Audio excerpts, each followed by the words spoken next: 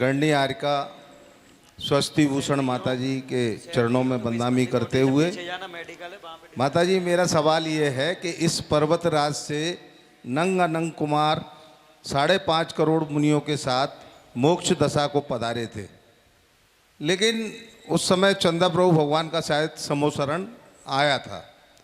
उसके बाद में तमाम और जो है तीर्थंकर हुए, लेकिन नंग अनंग कुमार मुनिराजों को तीर्थंकर की उपाधि से क्यों नहीं विभूषित किया गया? ये मेरे मन में एक शंका है कि उनको तीर्थंकरों की उपाधि से क्यों नहीं विभूषित किया गया। बंदामी माता। बोलिए 24 भगवान की। बोलिए भूगर्भ से प्रकटित अतिशयकारी जहाज मंदिर में विराजमान श्री मुनि सुब्रतनाथ भगवान की, सोनागिर के चंदा प्रभु भगवान की, चिंतामणि श्री पार्श्वनाथ भगवान की, विश्ववंदी श्री महावीर भगवान की, जिनवाणी माता की, परम पूजाचा गुरुदेव श्री सन्मति सागर जी महाराज की, परम पूजाचा गुरुदेव श्री ज्ञान सागर जी महाराज की, परम पूजाचा श्री गे सागर जी महाराज की। प्रश्न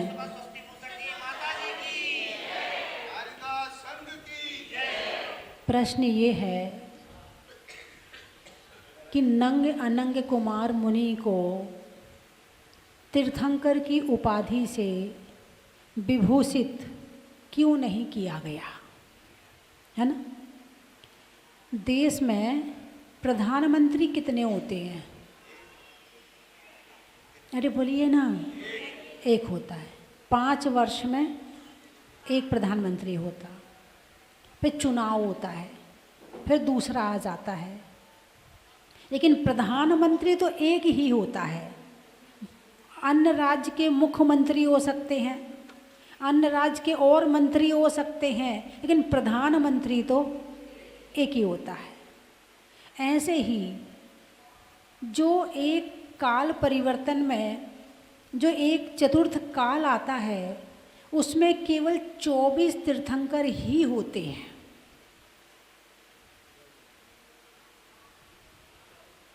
और तीर्थंकर की उपाधि से हम जैसे श्रावक उन्हें विभूषित नहीं करते हैं। 8 कर्म की 148 प्रकृतियों में नाम कर्म की एक प्रकृति है। जब वो पिछले जन्म में किसी तीर्थंकर या श्रुत केवली के पादमूल में 16 कारण भावना भाते हैं, सम्यक दर्शन प्राप्त करते हैं, तो उस समय उन 16 कारण भावना की जो उनकी तीव्र विशुद्धि होती है, उस समय पर उन्हें तीर्थंकर प्रकृति का बंध हो जाता है और फिर वो अगले जन्म में जाकर के तीर्थंकर बनते हैं। हाँ, जो भारत क्षेत्र है इसमें ऐसी व्यवस्था है, यानी यहाँ पिछले जन्म में तीर्थंकर प्रकृति का बंध किया, फिर अगला जन्म हुआ, पहले वहाँ से स्वर्ग चले गए, फिर स्वर्ग से आए, और हो सकता है कि नरक से भी तीर्थंकर आ सकते हैं, जो कि राजा श्रेणिक हैं।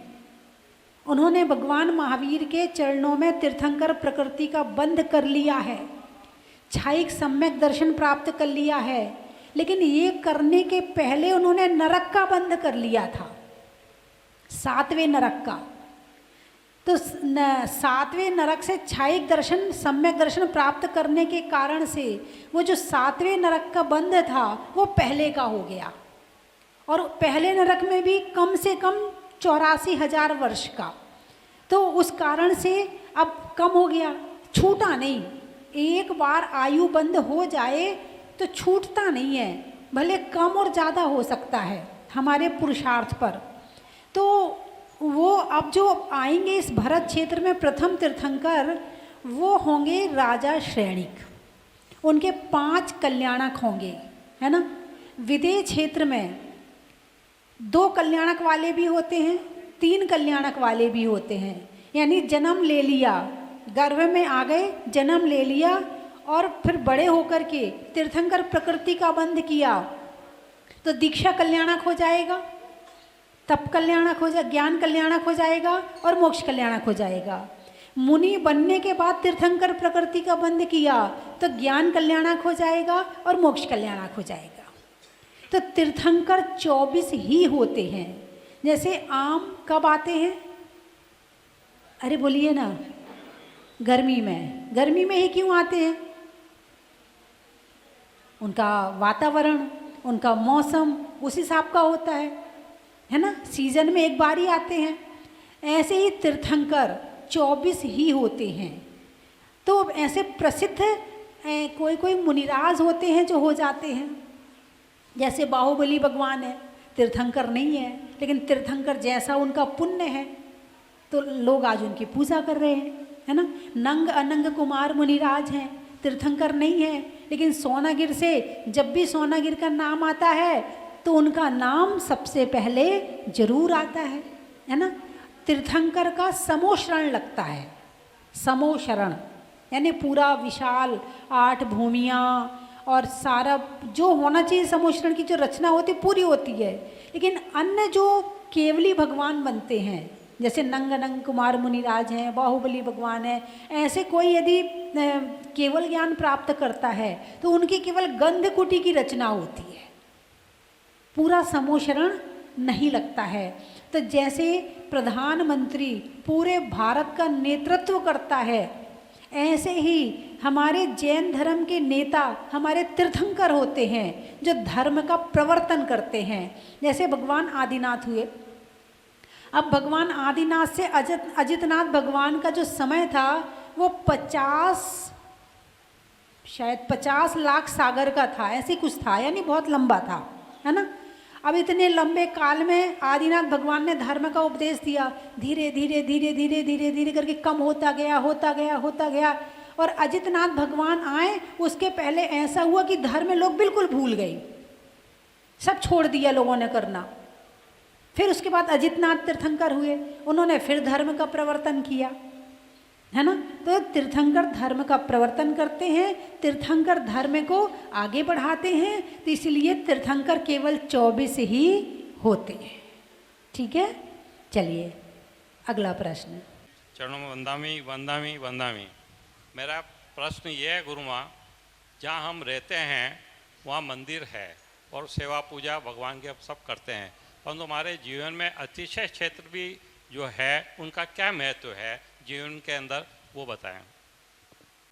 आप अपने मंदिर में रोज जाते हैं, उस समय आपके क्या भाव होते हैं? बैठ जाइए। फिर आप अतिशय क्षेत्र पर जाते हैं, उस समय आपके क्या भाव होते हैं? और जब आप सिद्ध क्षेत्र पर जाते हैं तो उस समय आपके क्या भाव होते हैं? वहाँ की ऊर्जा, वहाँ का अतिशय, वहाँ का वातावरण जो सामान्य मंदिर होते हैं उनसे अधिक होता है। वहाँ अतिशयकारी प्रतिमाएं हैं, वहाँ पर उनकी सेवा पूजा करने के लिए देवता आते हैं, वो भक्त देवता अतिशय दिखाते हैं, तो वहाँ का वातावरण ही कुछ और हो जाता है। और जो सामान्य मंदिर है तो आप रोज़ जाते हैं, जैसे जाते हैं वैसे ही वापस आ जाते हैं। मंदिर में जाके उतना परिवर्तन नहीं होता है, मंदिर में जाके मन के विचारों में उतना परिवर्तन नहीं हो पाता। जैसे जाते जैसे चिंता टेंशन दिमाग में लिए हुए जाते हैं, अर्घ वर्ग चढ़ाया और वापस चले आते हैं। लेकिन जब किसी अतिशय क्षेत्र पर जाते हैं तो आपका मन अपने आप परिवर्तित हो जाता है। वातावरण के साथ में हमारे मन पर बहुत प्रभाव पड़ता है, इसीलिए वातावरण चेंज करने के लिए हमें तीर्थ यात्रा जरूर करनी चाहिए। और तीर्थ यात्रा करने से आत्मा पवित्र होती है, मन शांत होता है, पापों का नाश होता है। इसलिए हर महीने में, 15 दिन में, साल भर में, 6 महीने में तीर्थ यात्रा जरूर करनी चाहिए, करनी भी चाहिए और करवानी भी चाहिए।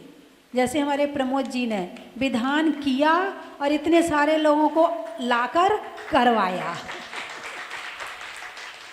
है ना। तो धर्म के काम स्वयं करने भी चाहिए और सबको करवाने भी चाहिए। देखो लक्ष्मी तो आज है और कल नहीं है। बहुत से लोगों को आपने देखा 80 लाख का घाटा पड़ गया, 5 करोड़ का घाटा पड़ गया, 10 करोड़ का घाटा पड़ गया। सुनते हो कि नहीं सुनते हो? घाटा पड़े इसके पहले उपयोग कर लो। समझ में आया कि नहीं आया? भाई वो घाटे में जाए, कोई और खाए उसको, इसके पहले हम ही खा लें, हम खाने का मतलब उपयोग कर लो, यानी धर्म कर लो और करवा लो। तो अतिशय क्षेत्र सिद्ध क्षेत्र पर बहुत ऐसा होता है कि लोग तीर्थ यात्रा निकालते हैं और लोग दर्शन करने आते हैं और उससे जीवन में, मन में, भावों में परिवर्तन होता है। चलिए अगला प्रश्न। माता जी, सत्संग के चरणों में त्रैबार वंदामी वंदामी वंदामी। माता जी, ये जिज्ञासा आपके सामने रखते हुए मेरे हृदय में कितनी पीड़ा है मैं आपको बता नहीं सकता। और पिछले कई महीनों से ये पीड़ा एक श्रावक के तौर पर मेरे सामने आती है। वर्तमान में लगभग कुछ वर्षों से ये स्थिति हो रही है कि संसार के सर्वश्रेष्ठ महान वैज्ञानिक जैन धर्म पर, हमारे तीर्थों पर, हमारे साधुओं पर और यहाँ तक कि हमारे श्रावकों पर, जैन मंदिर की संपत्तियों पर लगभग एक बड़े संख्या के लोगों की कुदृष्टि जा रही है। हम सब ने पिछले साल भर में जो घटनाएं हैं सबकी जानकारी मर है, उन्हें दोहराने से कोई मतलब नहीं है। मेरा एक श्रावक होने के नाते पूज्य माता जी, एक जिज्ञासा है कि इस विषम परिस्थिति में तीर्थंकर देव का पुण्य, 2400 यक्ष यक्षिणी देवी देवता, व्यंतरवासी देव, क्षेत्रपाल जी, हमारे मुनिराजों की तप साधना, आरिका माता जी की संयम साधना, उनके संकल्प बल से बहुत कुछ रक्षा के लिए किया जा रहा होगा, ऐसा मैं अज्ञानी मानता हूं। लेकिन यही पीड़ा मेरे मन में है कि धर्म की रक्षा खाली तीर्थंकर, यक्ष यक्षिणियों, मुनिराजों, आरिका और साधुओं की ही जिम्मेदारी नहीं है।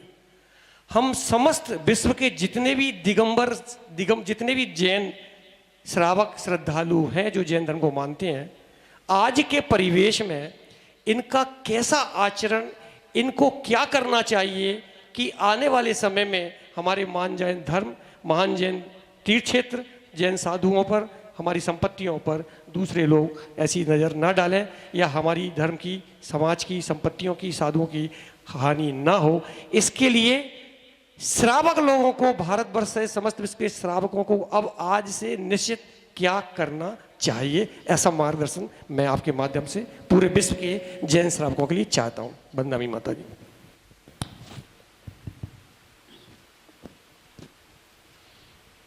जंगल का सबसे सीधा पेड़ सबसे पहले काटा जाता है। जंगल का सबसे सीधा पेड़ सबसे पहले काटा जाता है, और जो टेढ़ा मेढ़ा होता है बोले इसको बाद में देखेंगे, ये आराम से कट जाएगा, इसमें मेहनत भी नहीं लगेगी, इसमें कुछ टेढ़ापन भी नहीं है, और टेढ़े वाले को काटने में बड़ी मेहनत लगेगी। तो जैन समाज अहिंसक समाज है, सीधी समाज है, बहुत सीधी समाज है। आपने जो सुना होगा कि जो अंतिम चक्रवर्ती, यानी भारत के लिए चक्रवर्ती 12 वो तो अलग होते हैं, लेकिन जो सम्राट चंद्रगुप्त है उसको भी चक्रवर्ती जैसे उपमा दी जाती है। वो जैन था, युद्ध किया, शासन किया, पूरे भारत को उसने एक किया। इसके पहले चतुर्थ काल में हजारों करोड़ों असंख्यात राजा जैन हुए, जिन्होंने जैन धर्म को प्रचार किया, प्रसार किया, पालन किया, करवाया और जैन धर्म की रक्षा करी। यानी रक्षा करने के लिए युद्ध करना आवश्यक है। और जैन धर्म विरोधी हिंसा का त्यागी नहीं है, यानी कि जो श्रावक है वो विरोधी हिंसा का त्यागी नहीं है, संकल्पी हिंसा का त्यागी है। कि सामने वाला कुछ भी नहीं कर रहा, कुछ बिगाड़ नहीं रहा, और वो उसको तुझे मार डालूंगा और उसने उसको मार दिया, इस हिंसा का त्यागी है।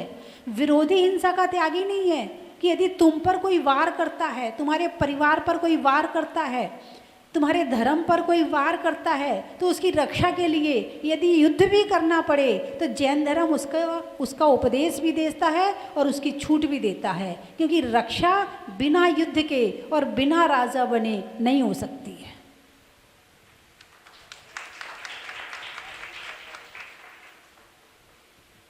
और हमारी जैन समाज जरा बाहर लड़ाई हो जाए तो अपने बेटा को अंदर खींच के ले आती, दरवाज़ा बंद, वो जाने उसका काम जाने, तुझे क्या करना है, चल अंदर बैठ जा।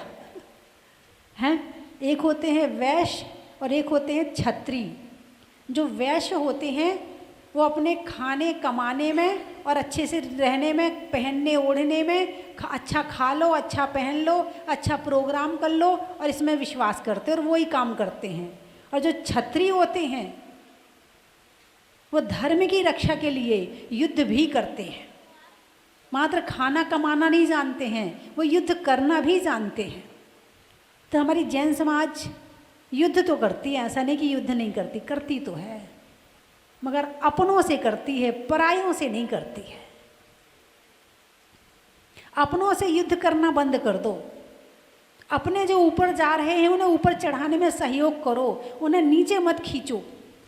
जब तक ये प्रवृत्ति रहेगी, जब तक हम एक नहीं होंगे, तब तक ये घटनाएं घटती रहेंगी।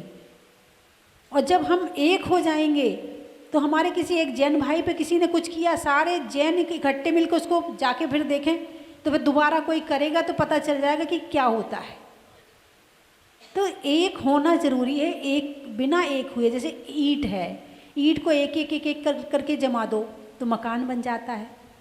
झाड़ू के तिनके अलग अलग फैले हों तो कचरा है, और इकट्ठा करके कर दो तो झाड़ू सफाई करने में काम आती है। मोती अलग अलग पड़ा हो तो किसी काम का नहीं है, और मोती की माला बना दो तो गले का हार बन जाती है। हैं? तो इसी तरह से लकड़ी है, एक लकड़ी होगी कोई भी तोड़ देगा, लेकिन जब ज़्यादा लकड़ी इकट्ठी करके गट्ठर बना दो फिर देखे कौन तोड़ पाता है। तो जहाँ एकता होती है वहाँ पर ये सब घटनाएं नहीं होती हैं। इन सब घटनाओं के लिए एक होना बहुत ज़रूरी है, चाहे वो हमारा जैन मिलन हो, चाहे महासमिति हो, चाहे महासभा हो, इन सब की मिलाकर के एक मीटिंग करो। जितनी भी संस्थाएं हैं जैन समाज की, उन सब संस्थाओं को इकट्ठा मिलाकर मीटिंग करो और उसके बाद निर्णय लो कि आगे क्या करना है। चलिए अगला प्रश्न।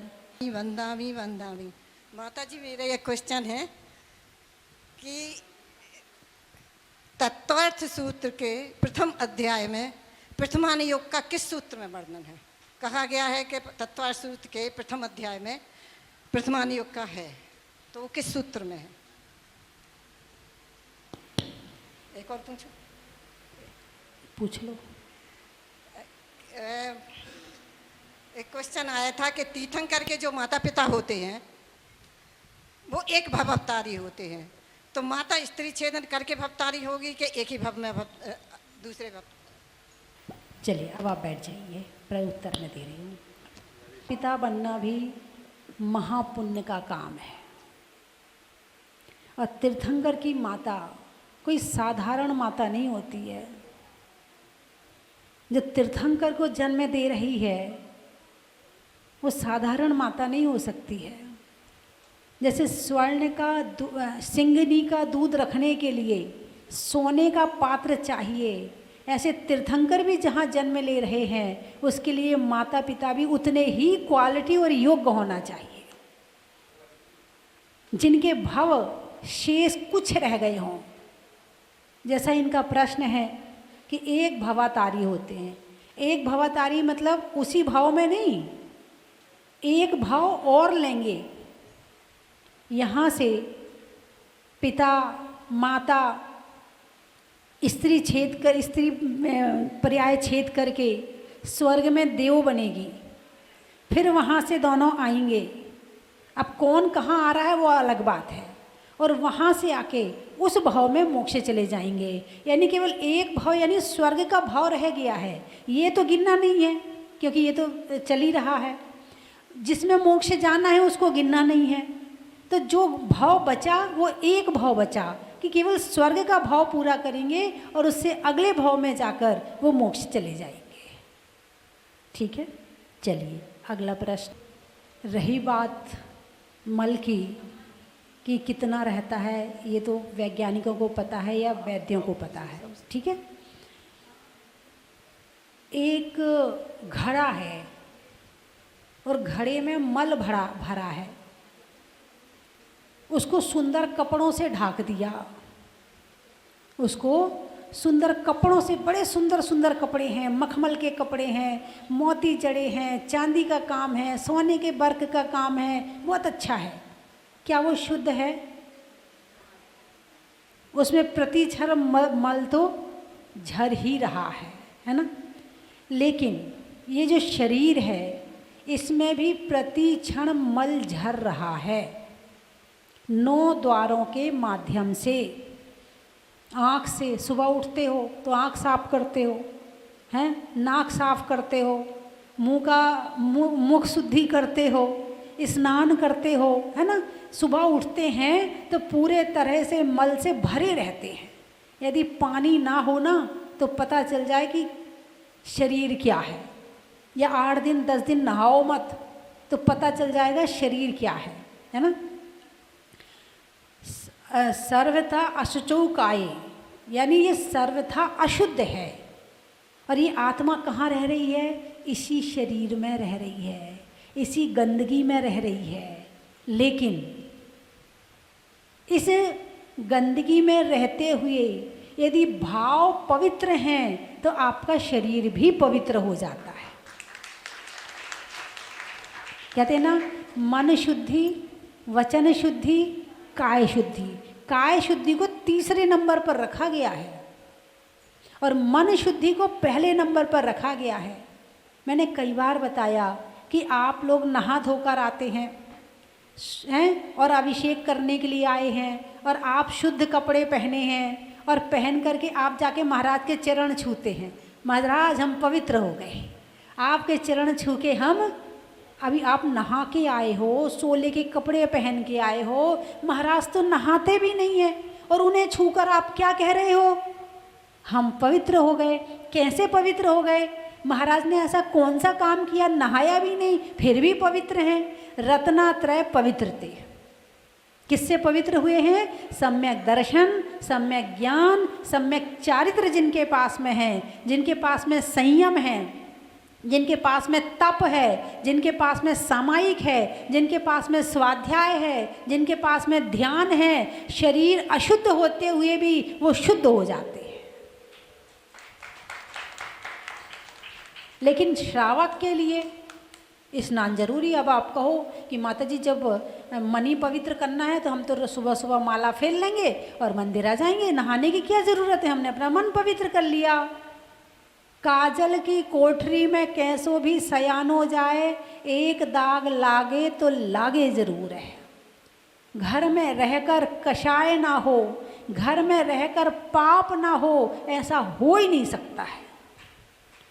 इसीलिए राग द्वेष मोह के बीच में पड़े हुए जो ग्रस्त हैं उनको स्नान की शुद्धि आवश्यक है, वस्त्र की शुद्धि आवश्यक है और भोजन की शुद्धि वो तो अति आवश्यक है। क्योंकि आप साधु के लिए जो बनाओगे तो शुद्ध बनाओगे ना, तो उसमें इन तीनों शुद्धि का ध्यान रखना बहुत ज़रूरी है। और इन तीनों शुद्धि से यदि आप भी भोजन करते हैं तो श्रेष्ठ है। ठीक है, तन अशुद्ध है, महान अशुद्ध है, लेकिन इसको पवित्र करने का मार्ग भी तो है, इसको शुद्ध बनाने के लिए मार्ग भी तो है, रास्ता भी तो है, धर्म भी तो है हमारे पास। ये अपवित्र है और हम ये सोचकर मैं घर में ही बैठे रहें तो नहीं। इसको पवित्र करने के लिए तुम्हारे पास ध्यान है, संयम है, पूजा है, भक्ति है, दान है, समर्पण है। ये इन सारी चीज़ों के माध्यम से आप भी मुनिराज जितना पवित्र नहीं कर सकते हैं, लेकिन कुछ तो कर सकते हैं कि आपको देखकर लोग कहें भाई साहब आपको देख के बहुत अच्छा लगता है। जब कोई धर्मात्मा को आदमी देखता तो उसको खुशी होती है, होती कि नहीं होती? और उस खुशी को सामने वाला महसूस करे तो समझना है आपने अपने जीवन में वो शुद्धि प्राप्त कर ली, कि आपको देखकर सामने वाले की मन शुद्धि हो गई, है ना। चलिए अगला प्रश्न। जिज्ञासा है, आज की युवा पीढ़ी में धर्म के संस्कारों की बहुत कमी देखी जाती है।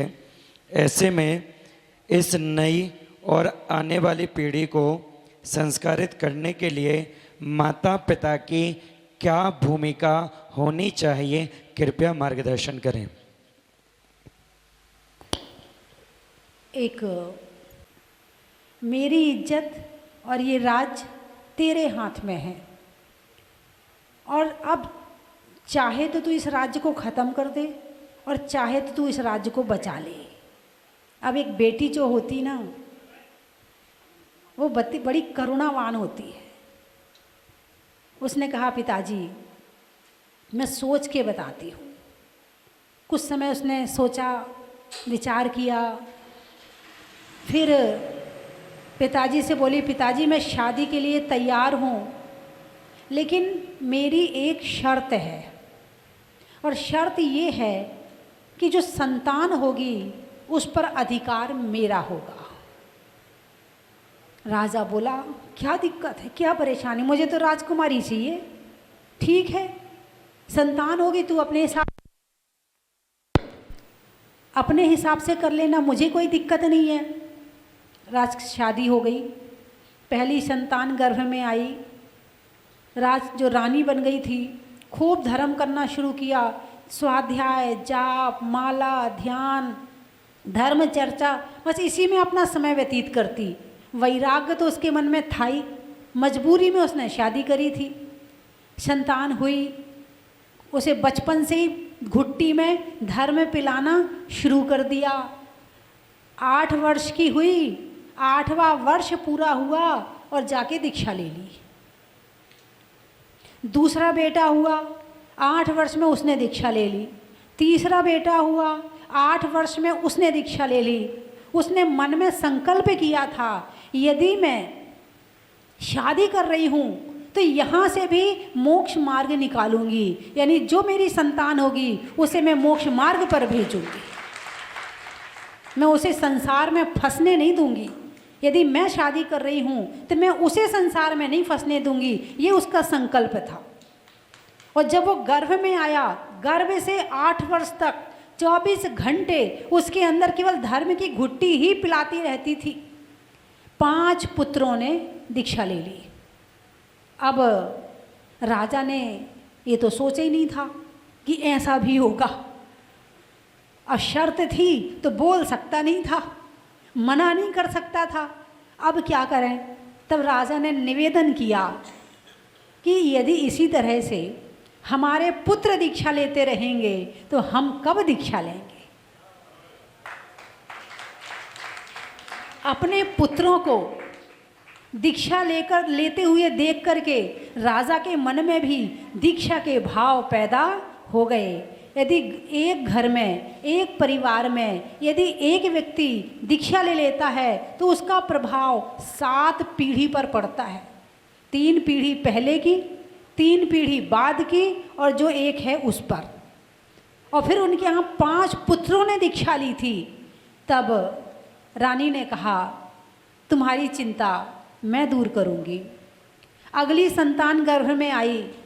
रानी ने राजनीति की चर्चा करनी शुरू कर दी, युद्ध में तलवार जो सीखते हैं वो करना शुरू कर दी। जो भी एक राजा के लिए कार्य होते हैं वो सारे काम शुरू कर दिए। और 8 वर्ष तक, 9 वर्ष तक वो बालक जो है इतना योग्य हो गया कि राज्य का संचालन कर सके। और उसे राजा ने गद्दी पर बिठाया और दोनों ने दीक्षा ले ली। समर्पण चाहिए, समर्पण। समर्पण यानी जुनून। क्या कहते हैं? आपकी भाषा में से जुनून कहते हैं, धर्म की भाषा में से समर्पण कहते हैं। जिसके अंदर समर्पण नहीं है, जिसके अंदर धर्म करने का जुनून नहीं है, वो खुद भी कुछ नहीं करेगा और जो उसकी संतान आएगी वो भी कुछ नहीं करेगी। जिसे खुद ही भजन नहीं आते हैं, अभी कह दो एक भजन गाना है तो यदि 10-25 लोग भी बैठे होंगे, ए तू गा ले, ए तू गा ले, मुझे तो आता नहीं। जिसे खुद को नहीं आता वो अपने बच्चे को क्या भजन सिखाएगी? जिसे खुद ही धर्म का ज्ञान नहीं है वो अपने बच्चों में क्या संस्कार डालेगी? और जिसका समर्पण खुद ही नहीं है वो क्या अपने बच्चों में धर्म के प्रति समर्पण पैदा करेगी? समर्पण चाहिए, समर्पण। और जिस घर की नारी में समर्पण होता है उस घर के बच्चों में समर्पण होता है धर्म के प्रति, और जिस घर की नारी में समर्पण नहीं होता है उस घर के बच्चों में भी समर्पण नहीं होता है।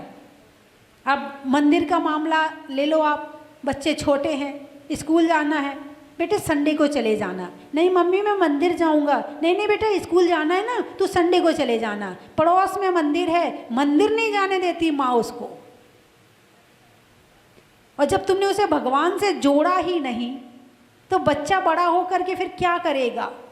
अभी कल चर्चा आई, बोले आजकल जो है ना ये गर्दन के, सर्वाइकल के पेशेंट ज़्यादा हो रहे हैं। दिन भर कंप्यूटर पे बैठे रहते हैं तो गर्दन ख़त्म, दिमाग ख़त्म, क्योंकि सारा दिमाग और गर्दन उसमें लग गई है ना। अब उसके बाद में जब आएगा तो पड़ा रहेगा, धर्म नहीं करेगा तो वो केवल कंप्यूटर में ही लगा रहेगा। और धर्म करने वाला बेटा होगा तो वो सब कुछ करेगा।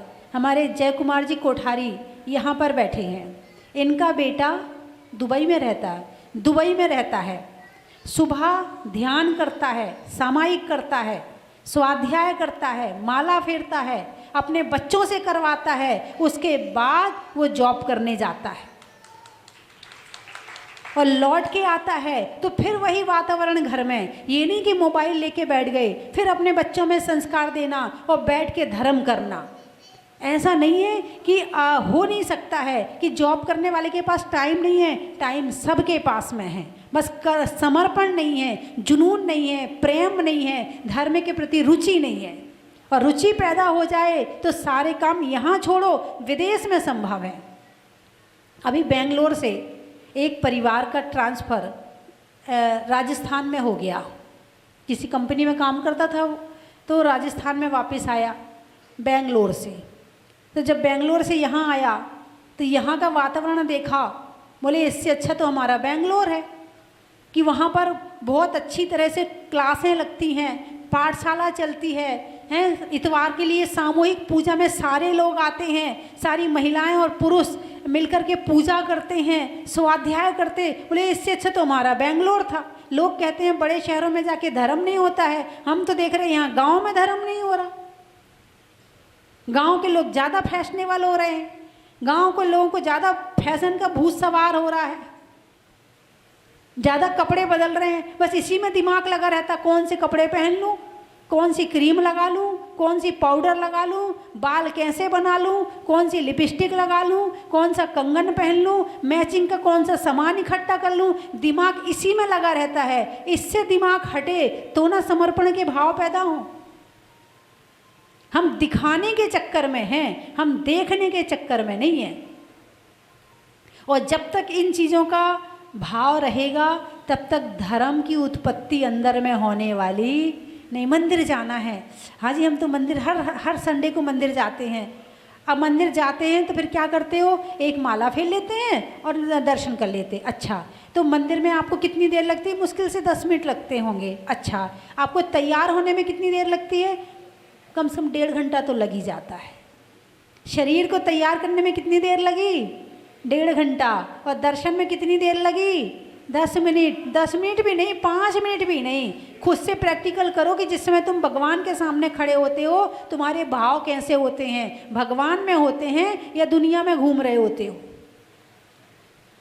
तो समर्पण धर्म के प्रति, भगवान महावीर ने ऐसा कहा है तो ऐसा करना है तो करना है।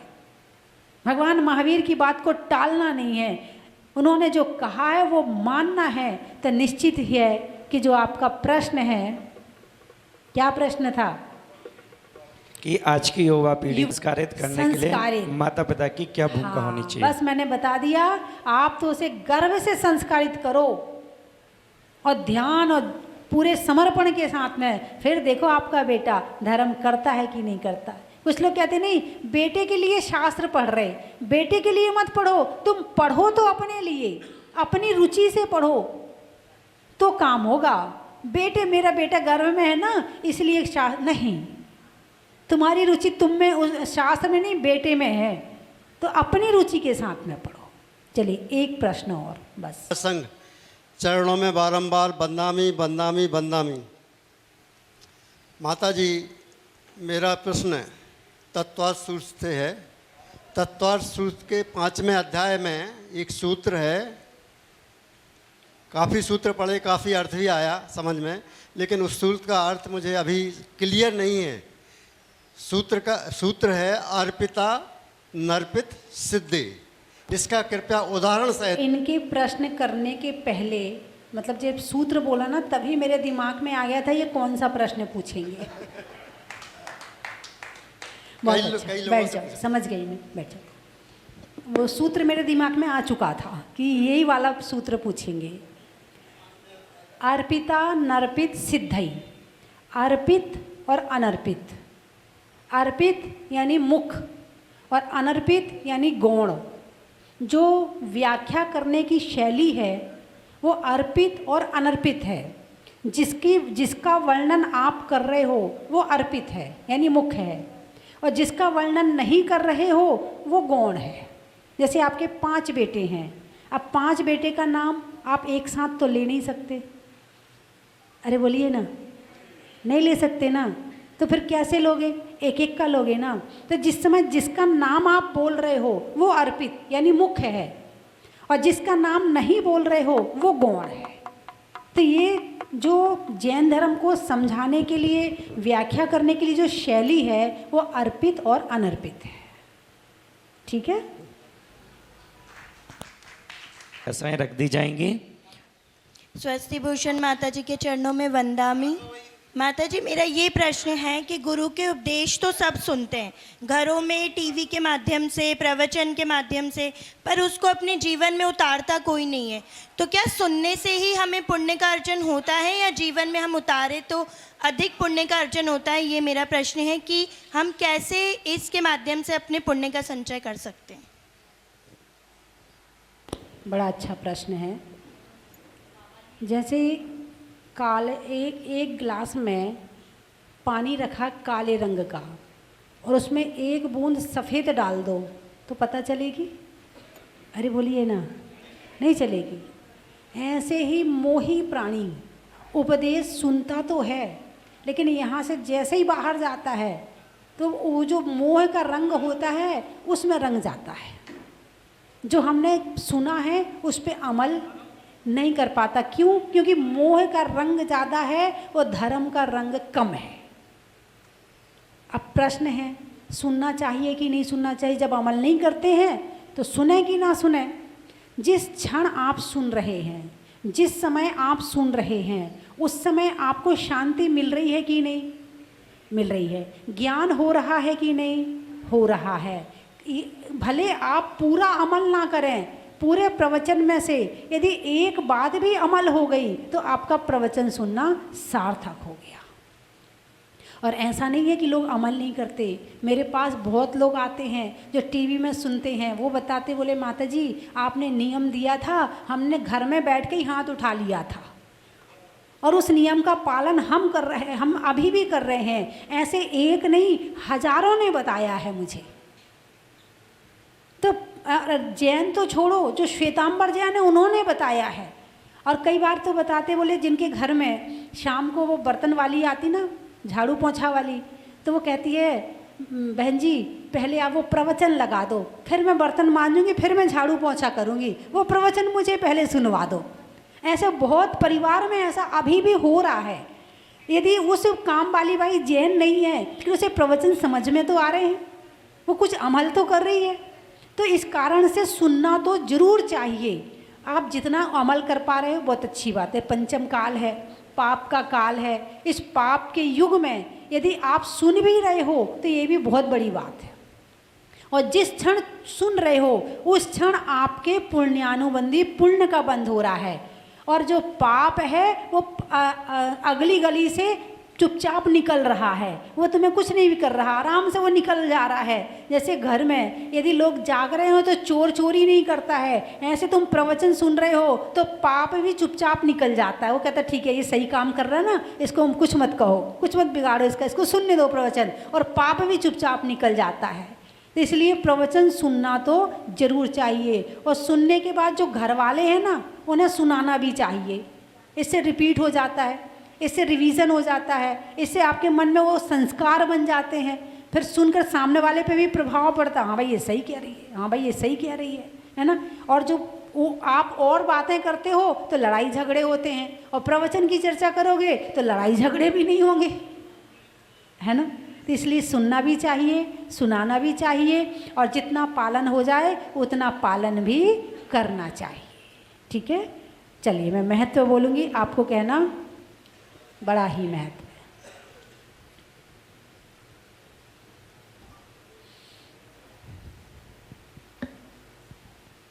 चावल में चुनने का, बुनाई में बुनने का, और आपके बड़े शांति से सुनने का, थोड़ा बेस बढ़ाना, बड़ा ही महत्व है।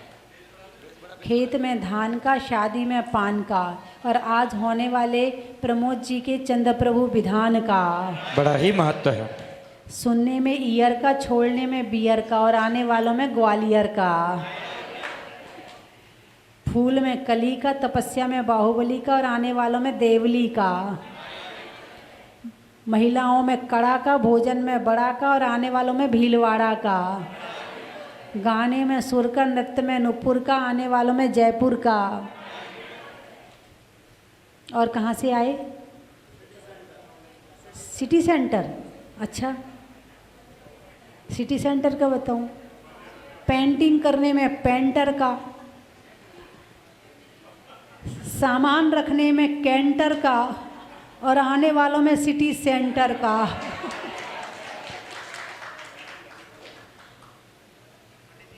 कोई रह तो नहीं गया? ये दिल्ली, सागर में बिल्ली का, डंडा में गिल्ली का, आने वालों में दिल्ली का। और कहाँ से हैं? जयपुर हो गया, भीलवाड़ा। बोलिए 24 भगवान की जय। आइए चलते हैं।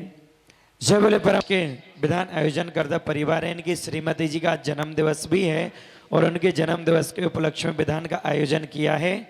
आपको सभी परिवार की ओर से जन्मदिन की बहुत बहुत शुभकामनाएं। आप भी आए और आइए, और पूज्य माता जी सम्मान्य श्री जय कुमार जी जैन को अपना विशेष मंगल आशीर्वाद प्रदान करते हुए, भैया यहाँ पर भी ले लें। हाँ जी। लगे लगाओ,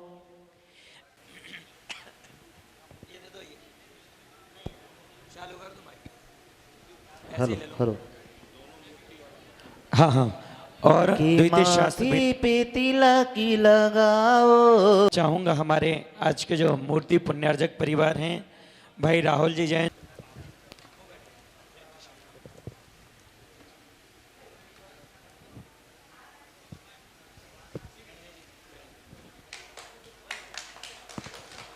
और हमारे दोनों मूर्ति पुण्यार्जक परिवार का समिति सम्मान।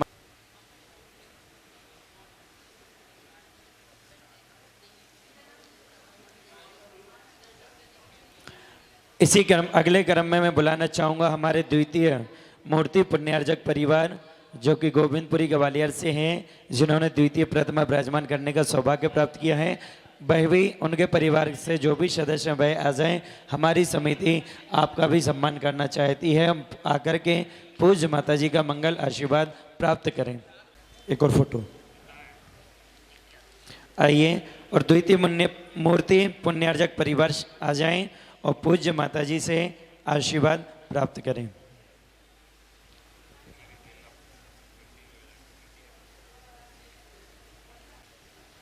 जय बोले परम पूज्य गणनी आर्य का 105 स्वस्ति भूषण चरणों की सेवा करते रहे, ऐसे परिवार का हमारी समिति सम्मान कर रही है। निवेदन करो भगचंद जी, जय कुमार जी, आप भी आ जाएं और आप भी सहयोग करेंगे।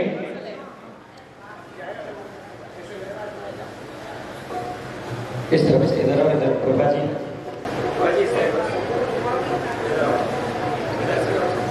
बाबू जी ने देख के